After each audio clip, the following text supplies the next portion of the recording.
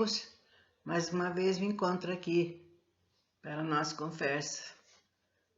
E aos que aceitam, aos que não aceitam, é comum, né? Porque cada um de nós fomos criados de uma maneira.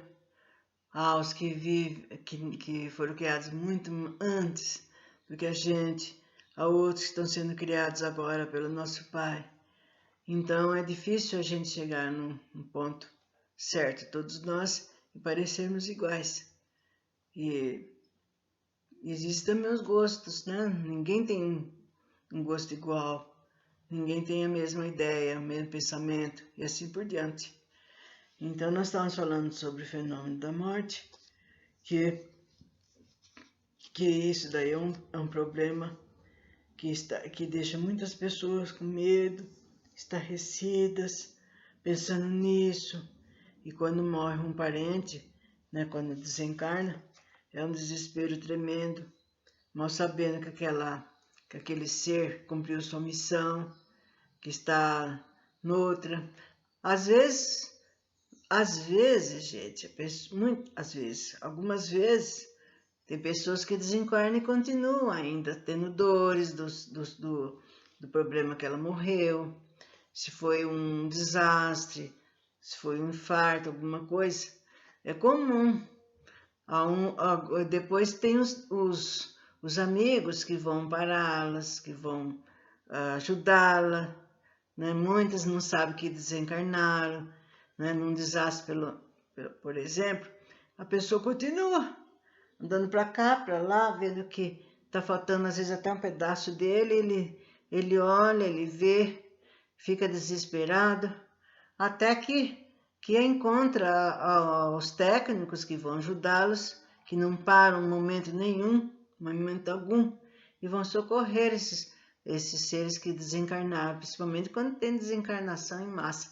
Mas cada um, gente, está ligado àquilo que ele tem que passar.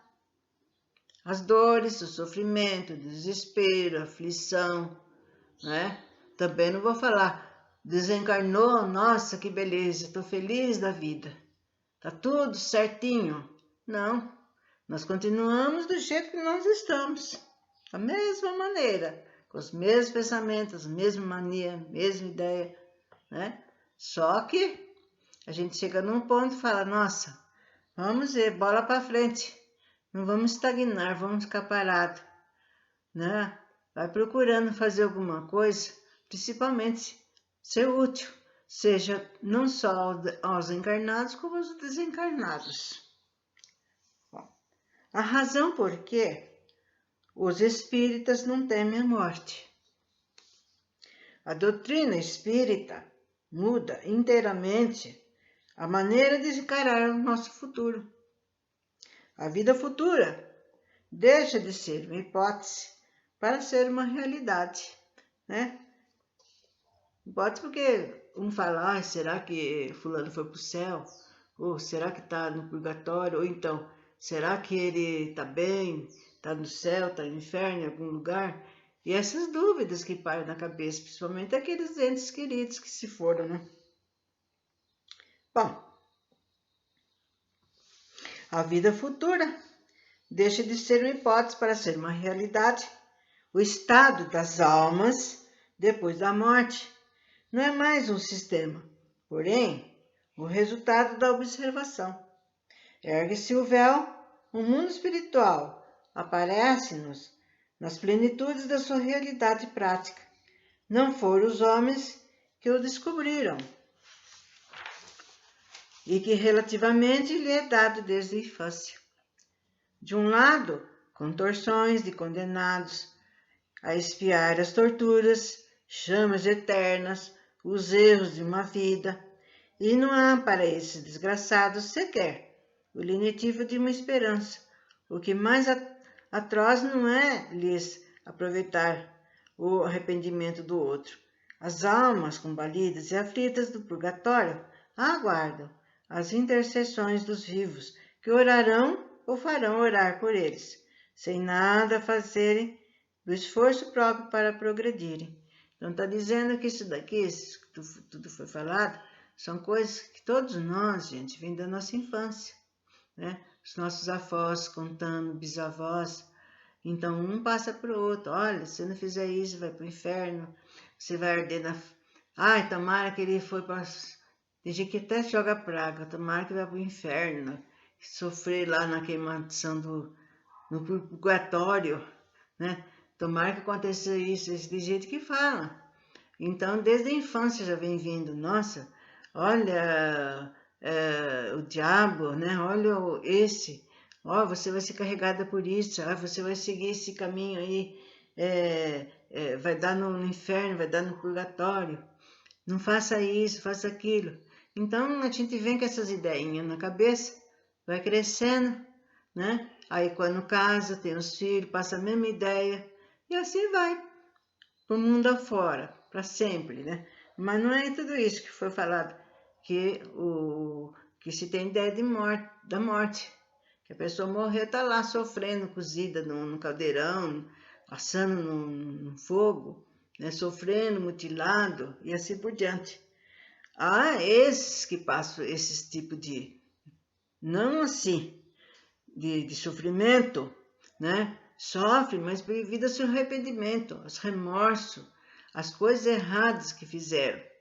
Então, passa na cabeça dele e fala, puxa vida, eu fiz tanta coisa daninha, tanta coisa errada, né? Agora eu tenho que voltar, eu tenho que me retificar. Não é Deus que pune cada um de nós, gente. Somos nós mesmos que chegamos no ponto que nós pedimos desesperadamente para voltar e para ter com aqueles a quem a gente prejudicou. Então, depois, quando a gente está do lado de cá, a gente esquece. Aí esquece todas as coisas que a gente preparou lá no plano astral, que eu vou fazer isso, vou fazer aquilo. Chega aqui nessa vida maravilhosa, nos dias lindos, maravilhosos. Vamos aproveitar a vida. Vamos fazer isso, vamos fazer aquilo, né? Nada de uma oração, nada de uma reunião para ajudar aquele dentinho que está ali, nada de nada. Então muda, né? E a maioria das pessoas fica acreditando que existe esse inferno infinito, esse sofrimento eterno. As duas categorias, ou então se maravilhando, né, no eterno paraíso. E tanto uma como a outra compõem a maioria da população do além-túmulo. Acima dela paira a limitada classe dos eleitos por toda a eternidade da beatitude contemplativa. Esta nulidade eterna é preferível sem dúvida ao nada. Não deixa de ser de uma fastidiosa monotonia, não dependendo da felicidade futura do trabalho progressivo na Terra, a facilidade com que se acredita adquirir essa felicidade por meio de algumas práticas exteriores, a possibilidade até de se comprar a dinheiro, sem regeneração ou caráter de costume, dão nos gozos do mundo o melhor valor. Então, há aqueles que acreditam, né, que pagando algum dinheiro, né, nossa, eu vou contribuir para isso, para aquilo, para aquele outro, né, para mim ter um bom lugar lá no paraíso, que eu acho que eu mereço. Então fica, apronta daqui, apronta dali, com firme propósito de que ele vai realmente ao desencarnar para esse lugar que ele estava preparando para ele mesmo, né? E não é por aí, nem pagando dinheiro, nem sem dinheiro. O que vai nos valer, volto a dizer, são as nossas atitudes boas e nada de deixar para depois, ou então não fazer.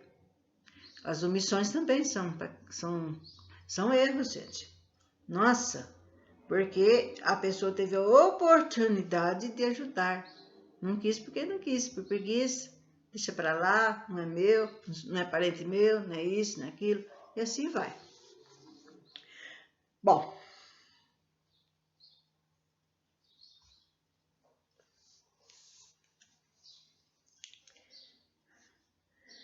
vejamos então. Se descrever a morte, é sempre de um aspecto repelente. E nunca como sono de transição. Sono de transição é porque, na maioria, como eu já falei, não existe um tipo de morte, gente. Não existe mesmo. Cada um